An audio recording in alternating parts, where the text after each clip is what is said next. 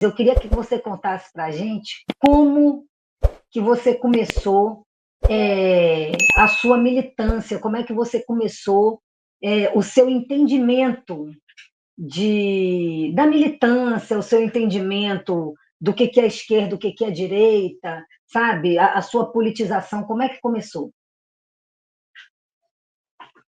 Então, a minha família é uma família de esquerda, assim, militante, desde a minha bisavó, lá na Praia de Chaval.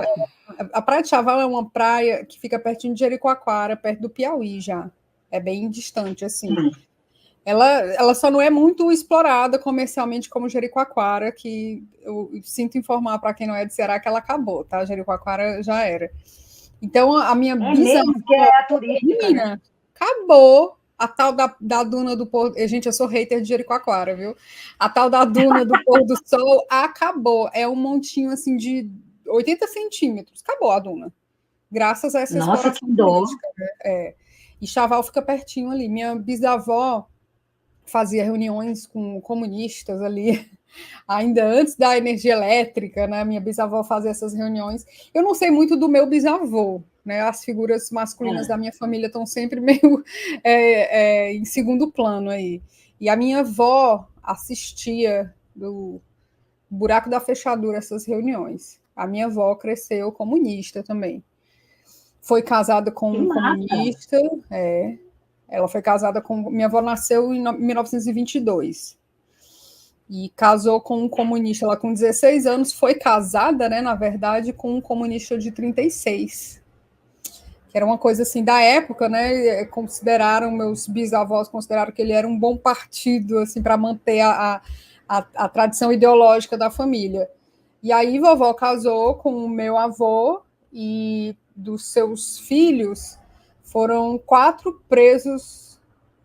Foram 4 presos e torturados, fora noras e etc. Então, assim, a casa da minha avó aqui em Fortaleza ela acabou se tornando um ponto de convergência da luta política da cidade. Tanto que a vovó recebia muita gente do interior, muitos comunistas, subversivos, e às vezes eram só estudantes, gente, que vinham do interior para Fortaleza e se escondiam na casa dela.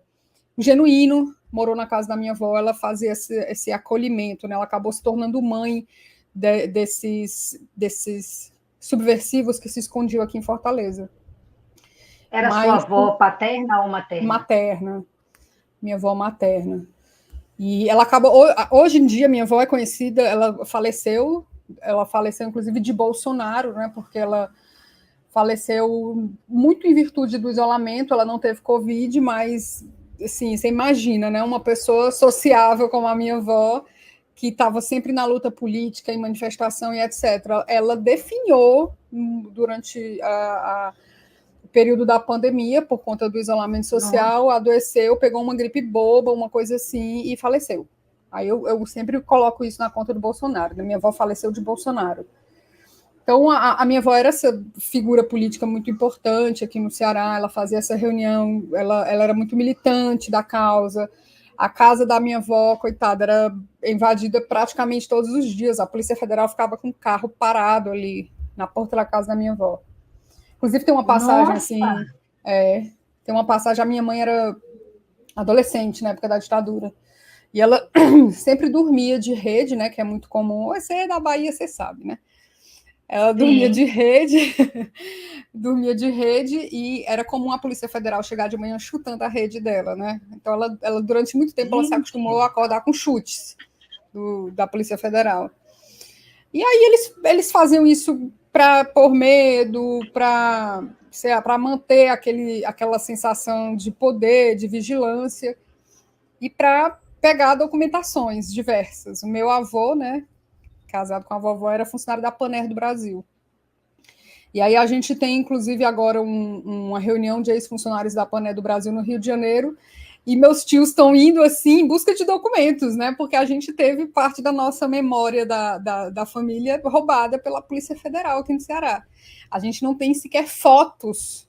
Assim, não tem, são raras as fotos dos meus tios na adolescência, da minha mãe, do meu avô. Acho que a gente tem 1 ou 2 fotos só, por conta dessa violência constante da polícia, né? tentando usurpar a nossa memória o tempo todo. E essa foi a formação da minha família. Os meus tios foram... Eu tenho um tio que foi para a guerrilha do Araguaia, outro ficou preso durante 9 anos na ditadura militar, quer dizer, pegou a juventude dele, né? Perdeu a juventude ali. Tem uma tia que foi torturada em Recife. Enfim, aí a família que tinha tudo para se dividir, fragmentar muito, né? Se reuniu com muita força em virtude, inclusive, da anistia. Né, se tornou uma nova causa política para a minha família.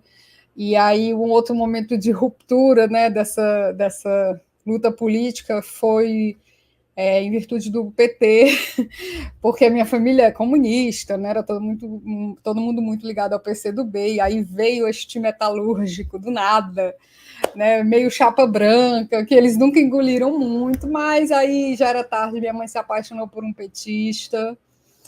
E aí, desse petista com essa comunista, nasceu eu, que acabei me tornando a única petista de uma família comunista, né, pelo lado da minha mãe. E, por incrível que pareça, apesar de toda essa história do comunismo, da família da minha mãe, o meu pai foi a minha grande influência direta, porque hoje em dia eu sou filiada ao Partido dos Trabalhadores, e eu acho mais fácil eu arrastar minha mãe agora, viu? Ela está Então, você tem faltando um uma pouquinho para história ela se filiar. familiar, tá, né? Você tem uma história familiar, você tem uma base já de militância na família. Que bacana, velho, que bacana, que coisa massa. Agora, vem cá. Então, hoje, já que você falou que a sua família, né, tem essa base comunista, e sua mãe se apaixonou por um petista, e você está contando isso tudo. Você, Sara Góes, como você se define hoje? Você é comunista, é socialista, você é da social-democracia? Como é que você se define? Eu sou petista, petista, assim, terrivelmente petista, pique E é igual a Karina Karen, então. Santos, A Karen exatamente. Santos, é. Petista, terrivelmente petista, essa sou eu. Ótimo. Essa definição é muito boa, acho maravilhosa. E aí me diga assim, como é que você entrou, né, com isso tudo já, com essa base toda sua, como é que você canalizou essa militância para o jornalismo? Foi totalmente por acaso, assim. Eu estava indo num caminho muito bem definido na minha vida. Eu me formei em arte, a minha pós-graduação foi em arte, eu dava aula de arte para o ensino médio, inclusive dava aula de arte para o ensino médio no Instituto Federal, gente, que é o xodó da minha vida, porque era um campus no sertão central do Ceará. E sem exagero, assim, você estava na CE, né, na rodovia, você tinha aquela caatinga de um lado, a caatinga do outro, e de repente um prédio lindo, com biblioteca, laboratório, piscina olímpica. Assim, quando eu falo da expansão dos institutos federais, eu sei do que eu estou falando, né? A minha vida estava assim, relativamente bem resolvida ali. Depois de um tempo eu abri uma empresa de design gráfico, né? E aí tirava uma grana legal. Estava casada já há bastante tempo. E aí a vida resolveu falar assim, não quero, não vá por esse caminho, não. E aí deu um giro, que até hoje eu não sei explicar para as pessoas o que foi que aconteceu, mas deu um giro assim na minha cabeça de 180 graus, que eu me divorciei, e aí misturou tudo na minha cabeça, misturou dor de cotovelo com pandemia, e aí não sei como, até hoje eu não sei quem foi o responsável, se foi o Joaquim de Carvalho, se foi a Marília do DCM, mas alguém me levou para o canal. Eu era muito ativa Para o canal que você fala é o pro DCM DCM, ou o do... pro DCM. Eu era muito ativa no porque nocaute do Fernando Moraes. Era muito sim. atuante lá, ajudava, etc. E aí, assim, de verdade, eu não sei quem foi o responsável, se foi Marília, se foi Joaquim. Mas arriscaram, me levaram para lá e aí pronto. E aí, isso foi na pandemia. Não, foi um pouco antes da pandemia. E aí demorou um E tempo, aí, assim, para eu entender que a vida estava tomando outro rumo sem me pedir permissão, né? E eu fui sendo levada. quando você percebeu, você já estava, né? Exatamente. Foi muito Exatamente. tempo, Sara, lá no DCM?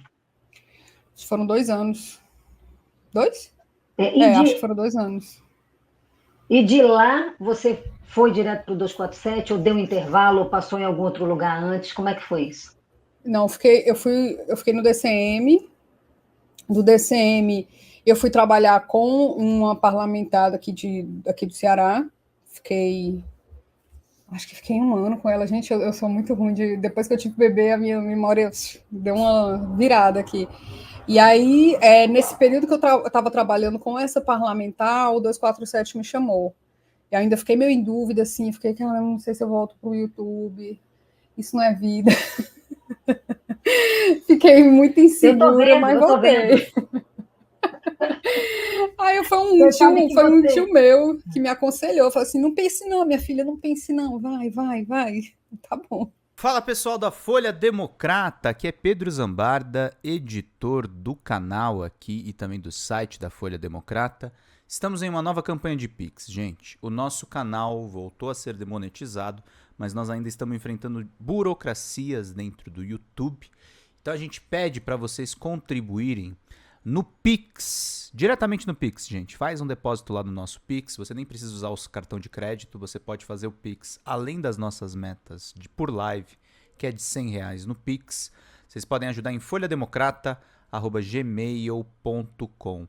Essa contribuição no nosso Pix é necessária para pagar o salário dos trabalhadores aqui da Folha Democrata, como o meu salário e o salário também do nosso editor de cortes de vídeo, o Gabriel. Então é necessário a gente fazer essa campanha de arrecadação, gente. Folha Democrata é um canal novo que surgiu nessa era democrática de governo Lula 3 e a gente precisa do seu apoio para continuar fazendo esse trabalho. Gente, muito obrigado pela paciência, pela colaboração de vocês e contribuam.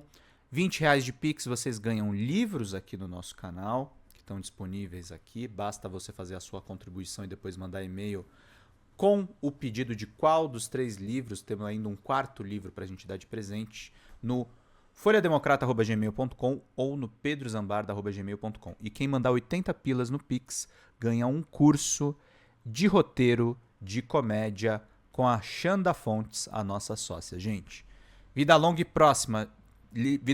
e próspera, gente, não próxima. Longa e próspera. Cuidem-se, cuidem dos seus. Até mais. Tchau, tchau.